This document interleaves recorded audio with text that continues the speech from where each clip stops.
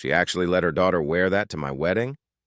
The words slice through the hum of string music and champagne laughter. The bride's voice is sugar-coated venom delivered in Arabic, soft enough to seem polite to English ears, but sharp enough to draw blood for anyone who understands. You stand by the marble column near the catering table, clutching a silver tray. The sunlight bleeding through the glass dome makes everything shimmer. The chandeliers, the sequined gowns, even the crystal tears dripping from the floral arches. For a moment, the world looks unreal, like a movie set built on arrogance.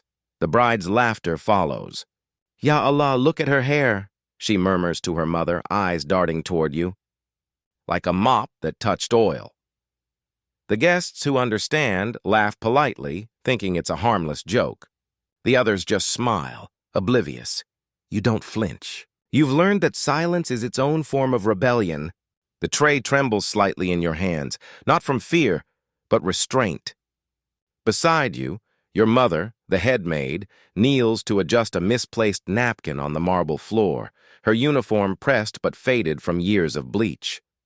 Her name tag reads, Amira. The bride barely looks down.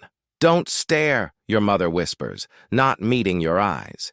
Her tone is gentle, exhausted, the kind that says, "Please don't make today harder than it already is." But you can't help it. You do stare, not at the bride's lace gown worth more than your mother's annual salary, not at the diamond band she flaunts like a weapon, but at her mouth. Every insult in Arabic lands like a small betrayal, and every smirk hides something bigger, something rotting beneath the luxury. The orchestra swells. Guests in designer suits swirl glasses of imported champagne, unaware that the girl serving them understands every whisper. You've never told anyone that Arabic isn't just your mother's second language. It's your secret inheritance. The lullaby she whispered when the lights went out during power cuts. The code she taught you to protect you from mockery at school. Now it shields you again. Except this time. The battlefield is a $5 million wedding. A man in a black suit bumps into you, muttering an apology, and a red envelope slips from his inside pocket, landing by your shoe. You glance down. The seal bears the same gold monogram engraved on the wedding invitations, intertwined letters M and N. You bend subtly, sliding the envelope under your tray before anyone notices. Your heart kicks. You weren't planning to get involved. But something about the way the bride keeps glancing toward the groom's father, a tall man with a banker's grin and a politician's handshake, tells you this day isn't just about love. Across the hall, the groom's mother watches you, not the way one notices staff, but with suspicion, as if you've seen something you shouldn't. Her hand tightens on her clutch, the one that probably costs more than your mother's rent for a year. The ceremony director's voice cuts through the tension. "Places for the procession, everyone." The guests begin to shift, the violins tune up again, and you move toward the back of the hall, tray steady. But then you hear the bride's mother whisper in Arabic, low but clear, "Don't worry, Habibti. After tonight, no one will remember the loan papers. The contract will be signed and we'll be free." Loan papers? Contract? Your pulse skips. You glance at the red envelope under your tray. The weight suddenly feels heavier. A waiter waves you over to replace empty glasses. You move, automatic, blending back into the sea of invisible workers. Your mind, though, races faster than your steps. Your mother appears beside you again, face pale. "Keep your head down, baby. They don't like us watching." You want to ask her what she means. They don't like us watching what? But the bride turns suddenly, as if she can sense your attention. She smiles, all teeth and artifice, then switches back to English. "Sweetheart," she calls sweetly, "could you take that ugly bucket out of the frame? We're filming for Vogue." Everyone laughs. The cameraman hesitates. His lens flickers between the glowing bride and you, standing still in your black uniform, light glinting off the tray like a mirror reflecting hypocrisy. You pick up the ugly bucket, your fingers tightening on the handle. For a heartbeat, you imagine pouring its contents across her glittering shoes, a fantasy that flashes hot, then dies cold. Instead, you nod and walk away, quietly, controlled. The orchestra swells again, covering the sound of your mother's trembling breath. You reach the kitchen door, push it open, and finally exhale. The red envelope slides out from under the tray onto the counter. You stare at it. The wax seal gleams under fluorescent light, perfect, untampered. But undeniably tempting. People still argue, you think, whether silence keeps the peace or just protects the powerful. Outside, the music changes, the kind they play before vows. You should return to the hall, but your hand moves first, almost without permission, tracing the golden initials with a fingertip. You shouldn't open it. You know that. And yet through the glass window, you see the bride raise her champagne glass toward her guests, laughing again, mocking again, her words floating through the air in the same language your mother once used to pray. So you do the unthinkable. You slide your thumb under the seal. A single sheet of paper folds open, Arabic script on one side, English legal jargon on the other. You scan the top line and freeze. It isn't a wedding contract. It's a transfer of ownership. Something about a property, a business name you half recognize. The sound of clinking glasses fades. The kitchen clock ticks louder. Your eyes widen. Because now you understand what the bride's mother meant. Tonight's marriage isn't just about love. It's about laundering a secret deal under the guise of matrimony. And for the first time all day, you smile. Because they have no idea that the maid's daughter, the one they mocked, can read every word. The ballroom hums with the kind of luxury that makes people behave like they're in a dream. You return to the hall, tray empty now, red envelope hidden under the linen folds on your arm. The bride glides past the orchestra, trailing tulle and entitlement, her laughter sparkling louder than the chandeliers. You keep your eyes on the floor. That's the rule your mother drilled into you. Invisible service is safe service. But invisibility feels impossible when people's stares carry the sting of judgment wrapped in politeness. Isn't she adorable? A bridesmaid whispers too loudly. Like a charity project, they don't realize you hear them. Or maybe they do, and that's the point. You glance toward the camera crew. Their lenses hover on the bride's perfect face, not the background labor keeping her glow uninterrupted. It's a $5 million illusion, the kind where everyone plays their role. The chef, the florist, the planner, the maid's daughter pretending she doesn't exist. You see your mother again near the cake table. Her back bends with the precision of habit, every motion deliberate, as though years of scrubbing rich people's mistakes taught her choreography. She looks up for a second. Her eyes meet yours. And that single glance says everything. Don't react. Don't risk it. But your fingers brush the edge of the envelope under the napkin, and something inside you whispers, "What if we've been quiet for too long?" The groom walks in now, tall and charming, shaking hands with men who look like they own buildings, not just homes. His smile seems rehearsed, the kind that's been trained by mirrors and money. He kisses the bride's cheek for the cameras, and the flashbulbs explode like fireworks. You watch her mouth move in Arabic again, lips barely parting. Don't forget, Baba wants the papers signed before the toast. It's confirmation. Whatever's in that envelope isn't wedding gossip. It's business. Dirty business. You turn your head just as one of the bridesmaids, the only black woman among them, fumbles with her phone, pretending not to notice the cold glances she gets from the others. Her smile is too bright to be real. It hits you that she too is performing for survival. Everyone here is in some way. A photographer shouts, "Bride's family together, please." The bride waves her parents forward, her tone syrup sweet. But when her mother reaches the carpet, the bride mutters under her breath in Arabic, "Hurry up, Mama, before your cheap shoes show." The camera clicks. A flash, no one else hears. But you do. That's when the humiliation hits harder than before. It's not just about you anymore. It's about watching someone mock the woman who gave her everything. Your mother once told you that cruelty from the rich often sounds like music when wrapped in another language. You're beginning to understand what she meant. Someone brushes past you, a waiter with a worried expression. "You're blocking the aisle," he murmurs, nodding toward the approaching wedding planner. You step aside just in time as the planner snaps at staff like she's conducting an orchestra of nerves. "Everyone ready for the toast?" she chirps. After that, we move to the contract signing before the press leaves. Contract signing. The words ring in your head. You glance down again at the folded napkin on your tray. Hey! A male voice startles you. One of the videographers, mid-20s freckles, too genuine for this room. You okay? You look like you've seen a ghost. You manage a tight smile. Just tired, he grins.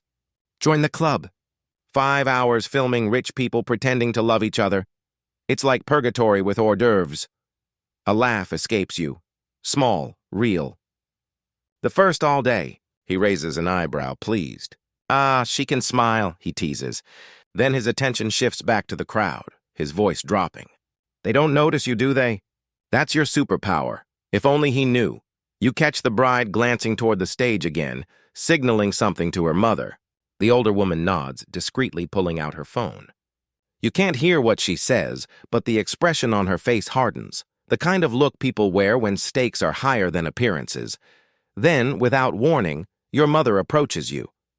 What are you doing standing here? She hisses softly, eyes flicking toward the guests. They're watching. You want to tell her about the envelope. You want to show her what's inside. But she's trembling, and for the first time you notice a tiny tear in her uniform sleeve, the kind she would have mended instantly if she'd had time. You lower your voice. Mama, what if I told you something's wrong with them? Her face stills. Something's always wrong with them, she says. But it's never our job to fix it. She turns away before you can reply. As the guests gather for the toast, the bride's father lifts his glass. To family, he declares, voice booming across the marble floor. And to the merger of two great legacies, merger. The word lands heavy. Not marriage, merger. You spot the groom's father nodding approvingly, his hand resting protectively on a briefcase by his chair, the same gold monogram as the envelope. You realize you're holding a piece of their puzzle. The bride turns, her veil catching the light, and smirks toward the staff table. Let's hope everyone here knows their place tonight, she says sweetly. Then, in Arabic, adds, especially the help. Her words hang in the air, invisible to most ears but sharp enough to make your mother's shoulders stiffen. You step back, tray trembling again, your reflection warping in the silver surface. The world feels tilted now. Every smile, every toast. A mask covering something rotten, and then from the corner of your eye, you see it? The groom's briefcase is gone. You turn toward the door, but the planner is already walking briskly out, phone to her ear, eyes darting toward the garden. Your heart skips. The red envelope suddenly feels like a ticking clock against your skin. If that briefcase held the rest of the documents, and your envelope holds the missing piece, then you're standing in the middle of a deal worth millions. You whisper to yourself, they'll tear each other apart before this night ends.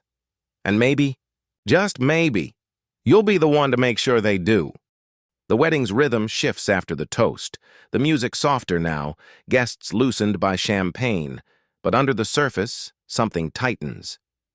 You can feel it. The kind of tension that makes chandeliers seem to hum, like they know what's coming. You stay near the edges of the ballroom, pretending to refill glasses, your eyes scanning for the missing briefcase. The bride laughs too loudly, too often, and the groom keeps checking his phone, his smile fading with every glance. Then she leans close to her mother, speaking in that same casual Arabic, the language they think cloaks them in secrecy. Did he sign the property forms? I told you, Mama, we can't risk the IRS seeing both names. Your pulse spikes. You pretend to wipe a glass, your movements steady, though your thoughts aren't. You translate her words in your head like subtitles on a screen. Property forms, IRS, so it's worse than you thought. Not just arrogance, fraud. Across the room, your mother refills the groom's mother's glass. The older woman doesn't thank her, doesn't even look up, just waves her hand like she's brushing away a shadow. You catch the faintest flicker of hurt across your mother's face, the kind that lasts less than a blink but burns longer than it should. Someone nearby chuckles. She's probably not even legal, a guest whispers, meaning your mother. The others titter, as if prejudice were party banter. You want to shout, but your voice is trapped beneath years of practiced silence. Instead, you eavesdrop. Survival disguised as service. The groom's cousin leans toward a man in a navy suit. Did you hear? The Al-Hamid's construction company nearly went bankrupt last year. This marriage was their rescue plan. A rescue plan disguised as romance. You look at the bride again, her perfect smile hiding desperation. She's not marrying for love. She's marrying for survival. Your gaze drifts to the videographer from earlier, freckles, kind eyes, filming near the stage. He catches your look, tilts his head slightly, mouthing, "You good?" You nod, but you're not. Because now, for the first time, you realize something about power. It never hides in boardrooms. It hides behind wedding vows. The bride's mother walks to the side table, whispering to the planner. The planner nods, pulling out her phone again. "He's not answering," she mutters in English. The briefcase isn't in the van either. The bride freezes mid-smile. You see it, a microsecond of panic before the mask slips back into place. "Find it," she says, still smiling for the guests. "Now." You move closer to the kitchen door, heartbeat syncing with the faint bass of the music. That red envelope presses against your palm, warm now from being held too long. You slip through the door and into the hallway, cooler here, quieter. The hum of the refrigeration units muffles the orchestra. The smell of vanilla cake and champagne lingers like a ghost. A young server startles you. "You're not supposed to be back here." "Just taking a minute," you murmur. He shrugs, moves on. You lean against the counter, whispering to yourself, "Property deal, IRS, Al-Hamid Construction." It's all starting to connect. The bride's father runs a luxury development firm. The groom's family owns several shell companies overseas. If that contract you saw earlier was part of a transfer, this wedding could be the facade of a multi-million-dollar tax evasion scheme. And somehow, the maid's daughter holds the missing document. A laugh escapes you. Soft, incredulous. If only they knew. You think back to your mother teaching you Arabic at age 9, sitting on the apartment floor between folded laundry. She used to say, "Language is a key, Habibti. Even if you never open the door, keep it." You never thought it would open this door. Through the kitchen window, you see the bride gesturing at the planner again. Her smile is cracking. The guests don't notice yet. They're too busy posting pictures, clinking glasses, pretending this is the fairy tale they were promised. Then you hear it. A voice in Arabic, sharp, panicked. "Mama, if anyone finds that contract, we're finished." She's not even whispering now. The sound carries faintly through the open side door. The planner hurries past, phone to her ear. "Security, we might have a missing document, possibly left near the catering station." Your stomach twists. That's where you found it. You look down at the envelope again. Its red wax seal is broken now, but the paper is still inside, crisp, damning. Outside the door, footsteps. You slide the envelope into your apron just before a tall security guard steps in. "Hey," he says, scanning the room. "You seen a red envelope? Gold seal, wedding monogram?" You shake your head. "No, sir." He nods, eyes narrowing slightly. "If you do, you bring it straight to me, yeah?" "Of course." He leaves. You exhale, slow, careful. The orchestra hits a crescendo, the song they play before the bouquet toss. The timing is too perfect. You realize the bride plans to make an announcement soon, probably to lock down her perfect image before anything unravels. You straighten, adjust your apron, and return to the ballroom. The guests are gathered again. The bride stands center stage, radiant under the chandelier, microphone in hand. "Before we throw the bouquet," she says, her smile too wide, "I just want to thank everyone who helped make today special. Even the staff who came from so little to serve so much." The crowd laughs. Polite, cruel. Your mother flinches. The insult is wrapped in honey. You feel heat rise in your chest, but you force yourself to stay still. Then, in Arabic, the bride adds almost lazily, "It's inspiring, really. Even the poor can look useful when they're polished enough." The crowd doesn't react. Only a few understand. You, your mother. The band's out player. You all freeze. And that's when you decide. You're done being invisible. You walk quietly to the videographer, whispering, "Keep your camera on her." He frowns, confused. "Why?" "Because she's about to give the world a show." He hesitates, but raises his lens. The bride turns, basking in attention. She doesn't see you yet, but she will, and when she does, you'll be holding more than a tray. You'll be holding the truth. and the power she never imagined you had. You don't step forward yet, not yet. You let the music fill the hall again, your mother's anxious eyes pulling at you from across the room. You mouth, "Trust me," but she shakes her head, mouthing back, "Don't." And suddenly, you're back in another room, another life, a cramped one-bedroom apartment with humming pipes and a leaking ceiling. The memory hits with the smell of bleach and jasmine tea. Your mother sits cross-legged on the floor, folding laundry into perfect squares. You're 9, your school books open on the same floor, pages curling at the edges. The TV flickers in the background, a news anchor mispronouncing names that sound like yours. "Mama," you say in that memory. "Why do they always laugh when I talk Arabic at school?" She doesn't look up. "Because they don't understand it, Habibti. But they call it weird." "Then let it be weird," she says softly, finally meeting your eyes. A secret isn't shame. It's strength. You remember how she pressed her palm to your cheek. Someday, the world will make you choose which parts of yourself to hide. Don't let them take your language too. You didn't know then how literal that advice would become. That same night, you'd stayed up repeating vocabulary while she whispered translations. Love, pride, justice. Words that felt too heavy for your small mouth. Words she insisted you carry. Now standing in that golden ballroom years later, you realize every lesson was preparation, every syllable, a weapon honed in kindness. You blink, the flashback fading into the present, where laughter and clinking glasses replace the hum of old pipes. The bride is back at the microphone. "We all come from different worlds," she says. "Some of us rise higher than others." The guests cheer. You whisper under your breath, "Some of us rise quieter." Your mother sets down a tray near the dessert cart and gives you a warning glance that says, "Leave it." But something has shifted inside you, that quiet storm that begins when humiliation turns into purpose. You pull the envelope from your apron, hidden by the napkin.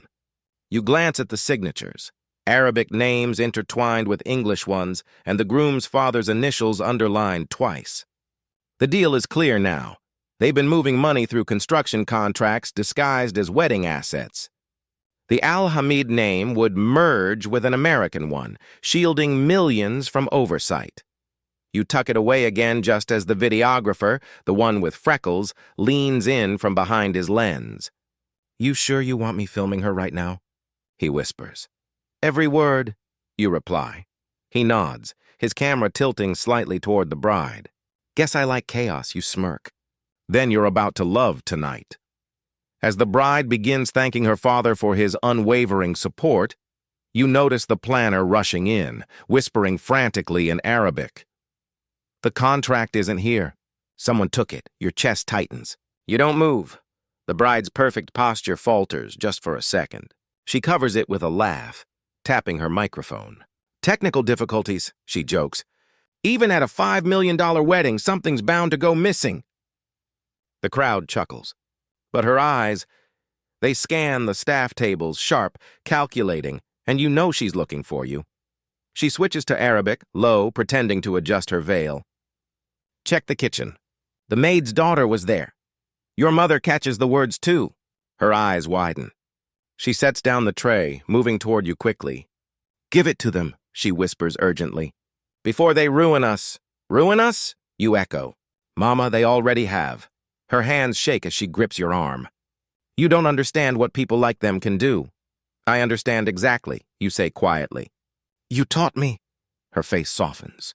Fear and pride mixing into one expression you'll never forget. "Then if you must speak," she says. "Speak carefully." You nod, throat tight. As she walks away, the orchestra starts another soft melody, a cue for the contract signing ceremony, meant to symbolize the unity of two families. A table is rolled forward, covered in white linen and gold pens. Guests gather around, phones out. "Ah," the bride announces, her smile returning. "Now for our little tradition, signing the union papers before the first dance." The planner sets a fresh red envelope on the table. "Not yours, a duplicate. You can tell by the missing wax monogram. It's a forgery, a prop to fool the cameras. And suddenly you realize They planned this deception so publicly that no one would dare question it. The ceremony itself is laundering the crime. That's when a sound echoes from the hall's entrance, the heavy wooden doors swinging open. Heads turn. The groom's father walks in, sweating, pale. He whispers something to his son, who stiffens, then glances at the bride. She tries to hold his gaze, but he looks away. The first crack in their perfect facade, and through the glass doors behind them you see flashing lights, police cars outside, subtle, silent for now. Your heart slams. Maybe the missing briefcase wasn't lost after all. Maybe someone else called them. The bride's voice wavers slightly. "Everything's fine, everyone," she chirps. "We're just, waiting for the notary," you whisper to the videographer. "Keep filming." He nods, now fully invested. Sensing story gold. The bride and her mother start whispering again in Arabic. Desperate now, no longer coded insults but panic. Hide the copies. Burn them if you must. You can't help the quiet, incredulous laugh that slips out. After all these years of being invisible, they still don't know you understand every word. You glance at your mother, who stands frozen near the dessert cart, eyes on you. She doesn't shake her head this time. She just nods, a small, heartbreaking nod of permission, and something in you ignites. You step forward, slow, deliberate. The crowd parts slightly, murmuring. The bride notices, brows furrowing. "Oh," she says into the mic, voice laced with mockery. "Do we have a volunteer?" "How sweet." You smile faintly. "Not a volunteer, you say." "A translator." The room goes still. She blinks. "Excuse me?" You take another step. "You've been speaking Arabic all night, Mrs. Al-Hamid. Maybe your guests would like to know what you've been saying." Gasps ripple through the crowd. The videographer's camera light turns red. Recording.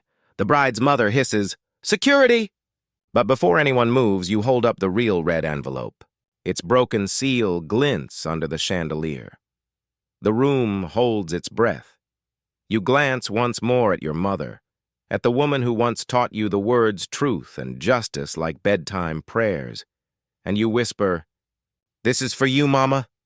Then you face the microphone, and the world, for one suspended heartbeat, waits for the first translated word. For a moment, the only sound in the ballroom is the chandelier humming above, a faint electric buzz that fills the silence left by shock. The bride forces a brittle laugh. "I'm sorry, sweetheart," she says into the mic, tone sharp under the sugar. "This is a private moment for family. Staff aren't, but you cut her off. You said no matter how expensive the dress, you can't wash out cheap blood." The crowd inhales as one. The videographer's camera light burns brighter, and somewhere in the back, someone's phone starts recording too. The bride freezes. I never said you tilt your head. You said it in Arabic. But I speak it, remember?" A murmur rolls through the guests. They glance at one another. Lawyers, investors, journalists, influencers. The kind of crowd that feeds on scandal like oxygen. The bride's mother snaps in Arabic. "Silence this girl before she destroys everything." You translate instantly. She says, "Silence her before she destroys everything." That's when the room turns. The groom, pale and stiff beside his father, whispers, "Mom, what's going on?" But the bride doesn't answer. She's too busy glaring at you, panic clawing behind her eyes. You walk closer to the table, every step echoing on marble. The red envelope trembles slightly in your hand, but your voice doesn't. "This wedding isn't just about love," you say. It's about a deal, a business merger dressed in white. The bride's father tries to intervene. "Enough, this girl's making things up." You don't flinch. You hold up the envelope. "Then why does this contract list your offshore company transferring assets through the groom's charity foundation?" Now the silence isn't polite, it's heavy, terrified. The videographer zooms in on the wax seal. The symbol of their family crest, undeniable. The bride lunges forward to snatch it, but you step back out of reach. "I wouldn't," you say softly. "You've already said enough tonight." Her voice shakes.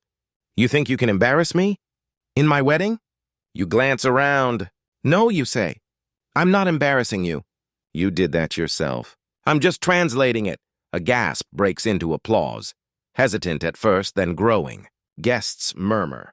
Filming. Whispering names, company ties, hashtags. The scandal is already alive online before the security guards even move. One of them approaches you cautiously. "Ma'am, we'll need—" But before he can finish, the groom's father raises a trembling hand. "Stop," he orders. His voice cracks with something like resignation. "Let her finish." The bride spins toward him. "Dad—" He doesn't meet her eyes. "You think I didn't know?" he says quietly. "That I didn't sign because I already regretted it?" The crowd ripples. The bride looks between him, the groom, and you. Her entire world collapsing in slow motion. You take a breath, steady, your heart hammering. You wanted to use your marriage to hide corruption. You wanted to mock a woman who cleans your floors and a daughter who learned your language. You glance toward your mother, whose hand now covers her mouth. Tears, disbelief, pride all at once. "She taught me Arabic so I'd never feel small." You continue. "So I could understand the world that tried to speak around me." You turn back to the mic, voice breaking slightly. Not from fear, but from something bigger.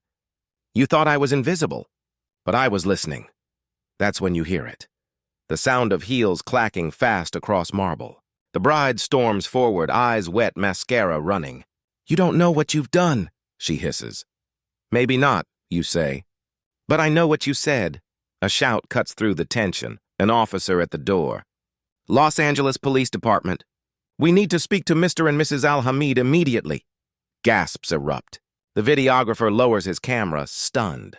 Reporters disguised as guests start texting. The father of the groom exhales slowly, almost relieved. The bride looks from you to the officers, then to the crowd, her perfect image fracturing under the chandeliers. You lower the mic, step aside and whisper, "This isn't my revenge. It's my mother's justice." The officers escort the bride and her parents out as whispers fill the air like static. The music dies completely. Your mother rushes to you, grabbing your hands. "What have you done?" She breathes. But there's no anger, only awe. You smile, eyes wet. "What you taught me to." The videographer turns his lens toward both of you, then lowers it again, whispering, "That was beautiful." You glance at him, faint smile. "Don't make it beautiful. Make it honest," he nods. Already did. As the chaos swirls, guests leaving, officers questioning, reporters whispering, you and your mother stand quietly, side by side. The lights flicker once, twice. The bride's bouquet lies crushed on the marble floor, petals scattered like fallen currency. And somewhere deep inside you, beneath the adrenaline and relief, you feel peace, not triumph, but balance. You finally understand what your mother meant. A secret isn't shame, it's strength. By the time the police cars disappear beyond the iron gates, the Malibu sun is dipping into gold. The once perfect wedding lawn now looks like a battlefield. Chairs toppled, champagne spilled like wasted glitter, guests streaming toward the valet line with their phones still recording. You stand near the service corridor, back against the wall, trying to breathe. Your mother's trembling hands squeeze yours. "You shouldn't have done that," she whispers, voice cracking. "They have money, lawyers, everything." You look at her calm now. "So do the truth and a camera." She gives a small nervous laugh, half fear, half pride. "You sound just like your father. You never met him." But in this moment, you think maybe you understand him. The quiet rebellion, the insistence that words could cut deeper than any weapon. Inside the ballroom, staff sweep petals into piles, avoiding eye contact. Somewhere, a string quartet starts packing up in silence. The bride's name trends on Twitter before the caterers even finish loading their trucks. Malibu wedding scandal, Arabic bride exposed. The maid was listening thigh. Hashtags pulse across phone screens like judgment rendered in real time. The groom, shell-shocked, sits on the edge of the stage, face in his hands. His best man hovers nearby. "You okay, bro?" He shakes his head. "She said she loved me." But all this... He gestures at the chaos. The flashing police lights, the abandoned cake, the reporters now waiting at the gate. Was a business transaction. You watch quietly from the shadows. There's no satisfaction, only the strange quiet that comes when the truth finally lands. A reporter approaches, phone in hand. Are you the girl who translated the Arabic? You hesitate, then nod. Can you give a statement? You look toward your mother, who's clutching her cleaning bag like armor. You shake your head. Not today. The reporter tilts her head. Everyone wants to know why you spoke up. You pause. Because silence makes liars comfortable. She blinks, then types that down word for word. Somewhere in the back, a wedding planner mutters to a colleague, "This is going to be on Good Morning America by dawn." You turn to your mother. "We should go."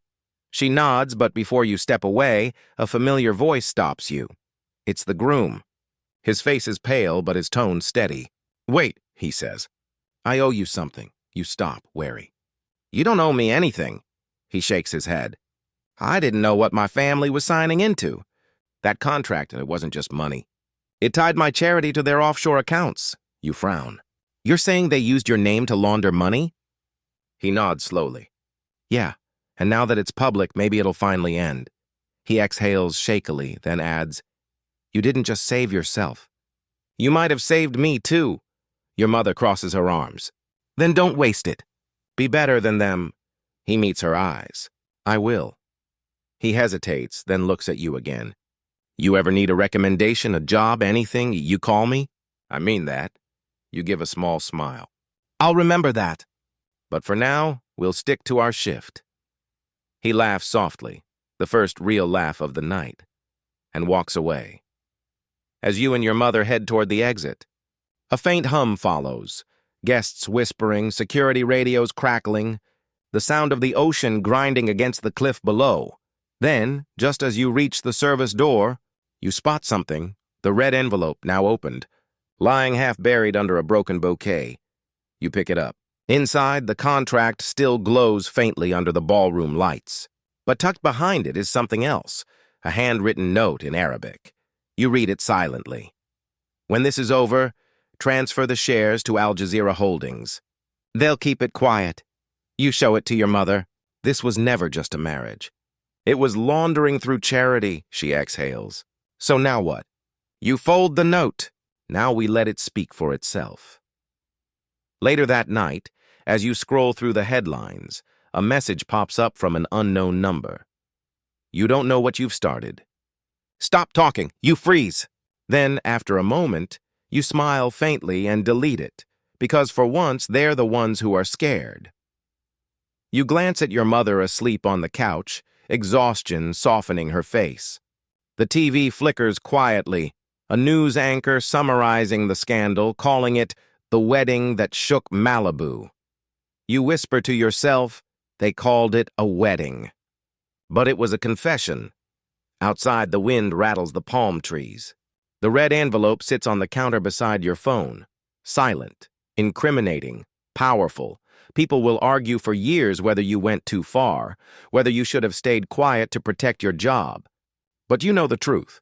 If you hadn't spoken, they would have buried everything under designer flowers and fake smiles.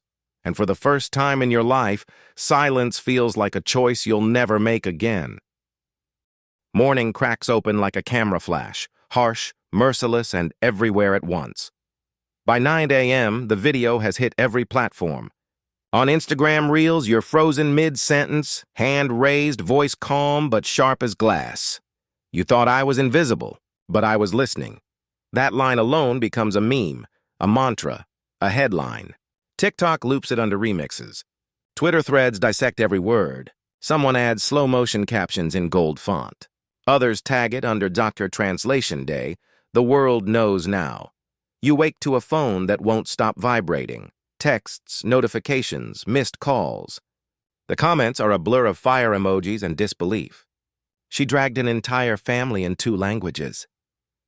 That girl deserves a medal. Some people understand more than you think. But beneath the noise is something quieter. Hundreds of messages from maids, cleaners, and service workers across the country. "I've been her. I wish I had her courage. My boss doesn't even know I understand her language." You scroll until your eyes sting. Then you pause at one message. Simple but heavy, tell your mother thank you for teaching you to listen. Your throat tightens. You glance toward the kitchen where your mother's humming fills the air, the same tune she used to sing while scrubbing marble floors. "Mom," you call. It's gone viral. She frowns, still half asleep. "Viral like fever?" "No," you laugh softly. "Viral like the whole world's talking." Her eyes widen. "The whole world?" "Oh no, baby, do we need a lawyer?" You smile. "Maybe a publicist." She shakes her head, muttering, "Lord have mercy," but you catch the tiny flicker of pride beneath her worry. Outside, reporters swarm the street. Drones buzz overhead. One headline flashes on your screen. "Malibu wedding scandal exposes money laundering ties." Translation: video sparks investigation. It's surreal, watching your mother's old boss escorted in handcuffs on live TV. The bride's designer gown looks almost gray under the courthouse lights. The anchor says, "Authorities confirmed that the tip came from a confidential source." You don't smile, but a quiet warmth spreads in your chest. Justice isn't loud. It just takes its time. Still, the internet wants more. A podcast invites you to speak. A journalist from The Atlantic emails. And a morning show producer leaves a voicemail. "We'd love to have you and your mother discuss the power of language, identity, and truth." You hesitate. Fame isn't your goal, truth was. But truth, it seems, has legs now. That afternoon, a familiar face shows up at your apartment. The groom. No cameras, no entourage, just a plain shirt and tired eyes. "I needed to thank you," he says. You motion him in, wary but polite. "I saw the news." "You resigned from the board?" He nods. "And cooperated with investigators. The whole operation's unraveling because of that note you found." He sits, elbows on his knees. "I used to think money bought silence. Turns out it just rents it." You study him for a moment, the sincerity, the regret. Then quietly you say, "You were going to marry her anyway?" He exhales. "At first, yeah. I thought love could fix her. But love can't fix greed." He looks up, meeting your gaze. "You fixed something else, though. A whole system of people thinking they could get away with anything." You shrug slightly. "All I did was translate." He smiles faintly. "Yeah, but translation changes everything. Later, as you walk him out, your neighbor's kid runs up holding a tablet. "Hey, you're the girl from the wedding video!" You laugh. "Guilty," he grins. "My teacher showed us in class today. Said language is power. Your chest tightens." "Your teacher's smart." He nods. "I want to learn Arabic now. Start with salam," you say, crouching down. "It means peace." He repeats it perfectly. You wave as he runs off, and your mother steps beside you, wiping her hands on her apron. "You see? You didn't just speak up for yourself. You made kids want to learn." You glance at the horizon, reporters fading, the chaos dimming, and whisper, "People still argue whether I did the right thing." Your mother squeezes your shoulder. "That's how you know you did." You both watch the sunset, that deep California gold melting over rooftops. Back inside, you replay the viral clip one more time. You look at your own face on the screen. The girl who once felt invisible, now standing tall in front of the world. You pause the video mid-frame, right when your lips form the words, "I was listening," because that's what this was really about. Listening when they thought you couldn't. Seeing when they thought you'd look away. And now, for the first time, they're the ones forced to listen back. The world moves on, as it always does, just slower for the ones who lived the story. Weeks pass. The wedding scandal fades from the top headlines to smaller columns, then to podcasts about class and code switching in America. Yet for you, it still echoes in the way people look twice when you walk into a hotel lobby, or when your mother's phone buzzes with strangers thanking her for raising that girl from the video. Your mother still works part-time at the same cleaning agency, but something's changed. When she enters a client's mansion now, she walks taller. She greets them in Arabic or English, whichever comes first, and waits for the flicker of surprise that always follows. You start volunteering at a language access nonprofit downtown, helping immigrant workers file complaints, translate documents, and understand contracts written to confuse them. Sometimes you catch yourself quoting your mother's old line, "A secret isn't shame." It's strength. People listen. They always do now. One rainy afternoon, while sorting through donated books at the center, you hear a voice behind you. I wondered if I'd find you here. It's the groom again, but different this time. No tailored suit, no tension. He's holding 2 cups of coffee and a nervous smile. You didn't have to come, you say, taking the cup. He shrugs. I needed to. He pauses, eyes softening. I wanted to apologize again. Not for what she said, but for how long I ignored it. You study him for a moment. You didn't insult me. I didn't stop her either, he replies quietly. Silence isn't neutral. I learned that the hard way. You nod. Then maybe that's your redemption. He smiles faintly. Maybe. The foundation's rebuilding, clean this time. No offshore deals. And we named a scholarship after your mother, you blink. After my mother? He nods again. The Amal Grant, for bilingual students pursuing law or social justice. She taught you to translate truth. I figured that deserved a legacy. For once, you're speechless. Your eyes sting, and you look away, whispering, she'll never believe it. She will, he says. She already does. Later that night, you tell your mother. She sits very still, one hand over her heart. A scholarship? She repeats. In my name? You nod. For kids like me, she wipes her eyes. Then maybe everything we went through, it wasn't just pain, it was a bridge. You lean your head on her shoulder. You built that bridge. The room grows quiet, just the hum of the old refrigerator, the city rain tapping the window, and the faint tune she hums when she's at peace. A week later, you're invited to speak at a university panel titled Language, Power, and Justice. You stand under soft lights before an audience of students, journalists, and professors. Your palms sweat, but your voice is steady. When I was 15, you begin, I thought knowing another language was just a way to survive. Now I know it's a way to make the world listen. You pause, scanning the crowd, faces leaning forward, phones recording, minds open. People still argue whether I went too far, you continue. But justice isn't about how loud you speak. It's about who finally hears you. Applause swells, warm and long. As you leave the stage, a young woman in a janitor's uniform waiting in the back catches your sleeve. Your story. It made me quit being ashamed of my accent, she says softly. You smile. Good, keep your accent. It tells your story better than perfect grammar ever could. She laughs through tears. That night, as you drive home along the coast, the city lights shimmer on the ocean like 1,000 camera flashes, still chasing the ghost of that wedding.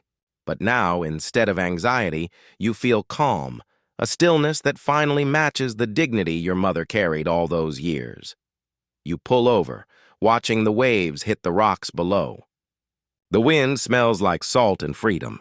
You think of the red envelope, now in the hands of investigators, and wonder how something so small could have shifted so much. Maybe that's the point. Big changes start as small translations. One truth decoded, one secret spoken aloud. You rest your chin on the steering wheel, eyes soft. Hearts understand long before the world catches up. You whisper to no one in particular. And somewhere beyond the horizon, the world keeps turning and slower, kinder, maybe a little wiser. Your mother's words echo faintly in your mind. Like the last note of a song that refuses to fade, a secret isn't shame, it's strength. You close your eyes, letting the sound of the ocean and the city blend, justice and mercy moving together at last. The camera of memory pulls back slowly, the light dimming to gold, then to gray until only your silhouette remains. Calm, resolute, unashamed, because sometimes the truest justice doesn't happen in courtrooms or headlines. It happens in the quiet after, when the world finally learns to listen. If this story reminded you that truth doesn't need status, it just needs courage, smash that subscribe button and hit the notification bell so you never miss a story where justice finally speaks. Have you ever seen someone underestimated because of how they talk, where they're from, or what language they speak? Tell us your story in the comments below. Your experience might inspire our next viral tale of resilience and truth. And here's a challenge for the sharp-eyed viewers. There's a blink and you'll miss it moment around minute 7:03, when the maid's daughter quietly folds the red envelope before stepping to the mic. Did you notice what she slips inside just before the reveal? Only the most observant viewers will catch what that tiny gesture means and how it changes everything that follows. Because in this wedding, every word was a weapon and every translation was evidence.